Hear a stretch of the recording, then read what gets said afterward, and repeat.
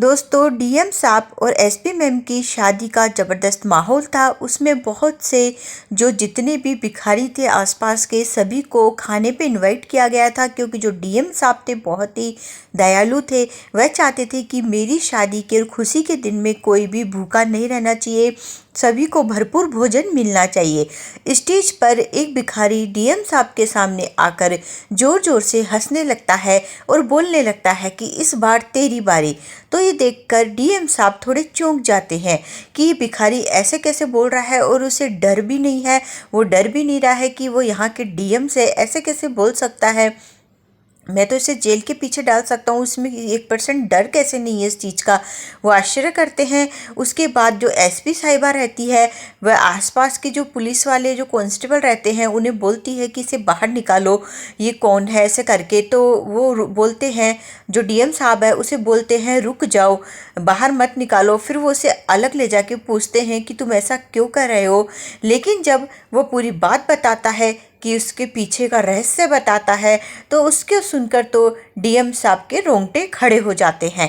तो दोस्तों वह भिखारी आखिर में ऐसी कौन सी राज की बात बताता है डीएम साहब को, पूरी कहानी में शुरू से अंत तक बने रहिएगा, ध्यान से सुनिएगा, बहुत ही अच्छी कहानी है। तो चलिए कहानी को शुरू करते हैं। नमस्कार दोस्तों, आप लोग का हमारे चैनल में स्वागत है। तो दोस्तों डीएम साहब और एसपी साहिब की मैम की शादी का माहौल था। दोनों बहुत खुश नज़र आ रहे थे, बहुत ही सुंदर सजावट की गई थी और शहर में जितने भी आसपास के भिखारी थे सभी को खाने पे इनवाइट किया गया था, क्योंकि डीएम साहब जो थे वो बहुत ही दयालु थे। वह नहीं चाहते थे कि कोई भी आज के दिन भूखा रहे, सब हंसी खुशी से रहे और सभी को भरपूर भोजन मिले। तो सभी जो भिखारी थे भोजन करने आए, सभी खुश थे और डीएम साहब और एसपी साहिबा भी बहुत खुश नजर आ रहे थे। तभी अचानक से एक भिखारी आता है, डीएम साहब के सामने आकर बोलने लगता है कि अब तुम्हारी बारी करके जोर जोर से हंसने लगता है, उनका मजाक उड़ाने लगता है। डीएम साहब सोचने लग जाते हैं कि ये ऐसे कैसे मेरा मजाक उड़ा रहा है, मुझे बोल रहा है, इसको डर भी नहीं है कि मैं यहाँ का डीएम हूँ, इसको जेल के पीछे भी डाल सकता हूँ। फिर वह आश्चर्य करते हैं। एसपी साहिबा उन्हें भगाने की कोशिश करती है, कांस्टेबल को बोलती है कि इन्हें बाहर निकालो। तभी डीएम साहब उठते हैं और उसे अलग कोने में ले जाके पूछने लगते हैं कि क्या हो गया, तुम ऐसा कैसे बोल रहे हो और तुम्हें डर भी नहीं है इस चीज़ का कि तुम्हें तो मैं जेल के पीछे डाल सकता हूँ।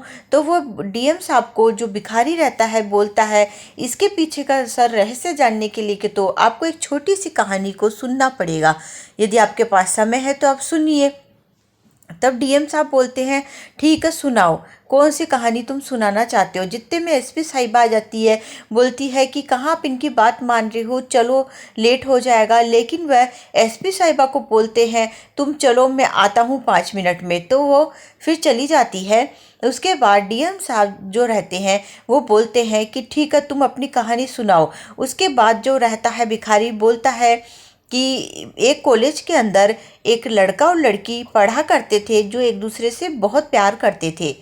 दोनों मतलब काफ़ी समय निकलते गया। जो लड़की थी वह पढ़ने लिखने में अच्छी थी और लड़का भी ठीक ठाक था पढ़ने लिखने में। दोनों एक दूसरे से बहुत प्यार करते थे। उसके बाद दोनों के घर वालों ने उनकी शादी भी कर दी थी, रजामंदी थी दोनों परिवारों की।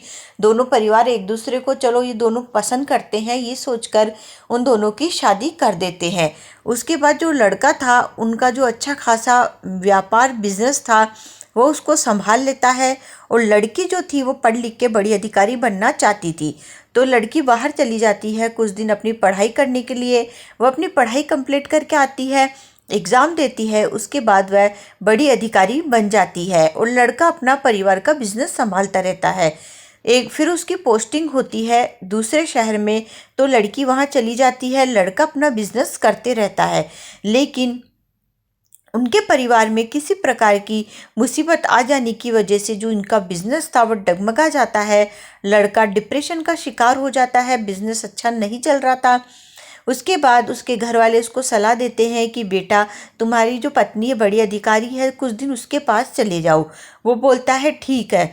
फिर वह उसके पास कुछ दिन चले जाता है। उसकी पत्नी अपने पति का बहुत अच्छे से ख्याल रखती है और अपना काम भी संभालती है, अपनी नौकरी भी करती रहती है।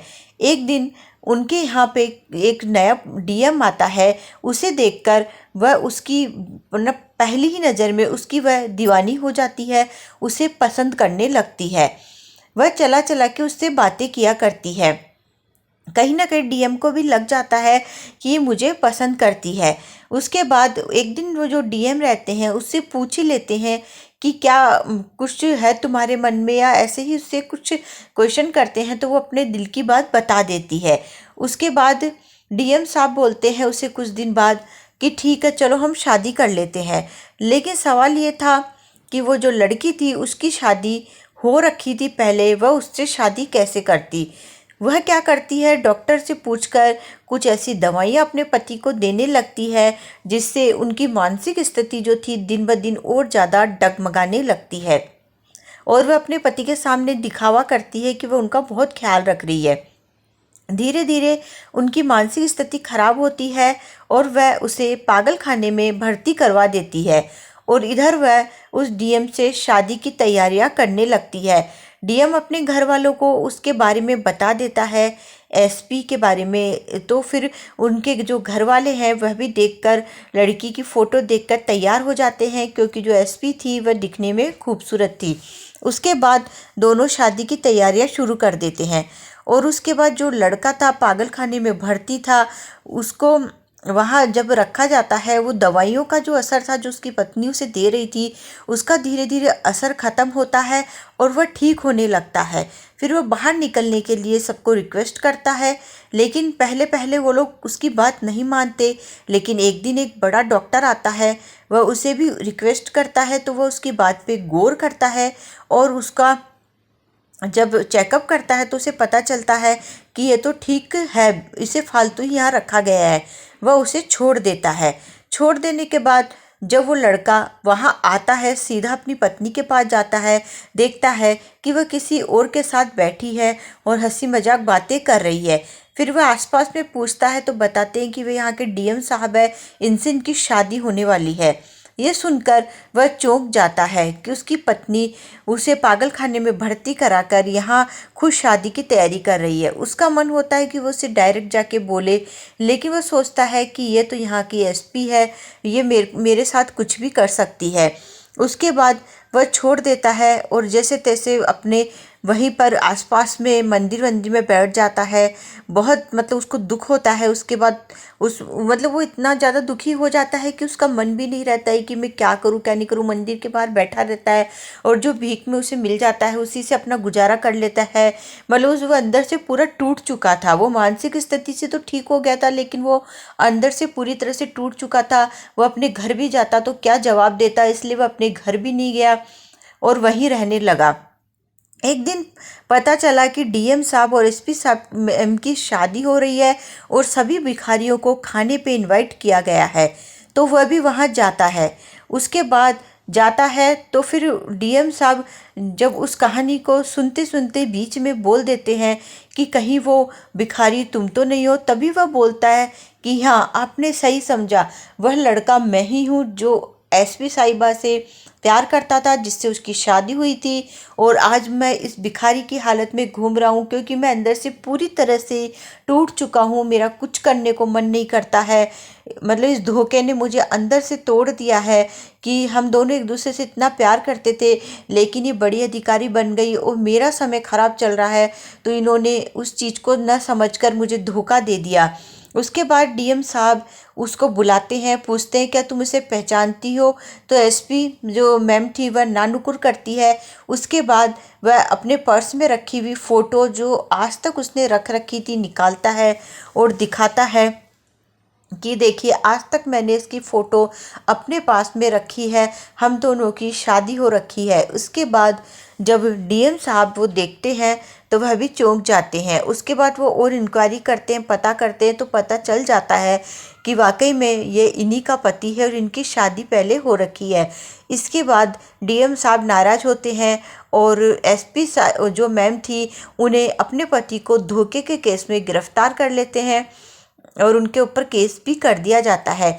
उसके बाद डीएम साहब जो थे जो एसपी मैम का जो पति था, जो भिखारी था, उसकी मदद करते हैं, उसे नया बिजनेस सेटअप स्टार्ट करके देते हैं। उसके बाद वो बिजनेस में मन लगा के मेहनत करता है।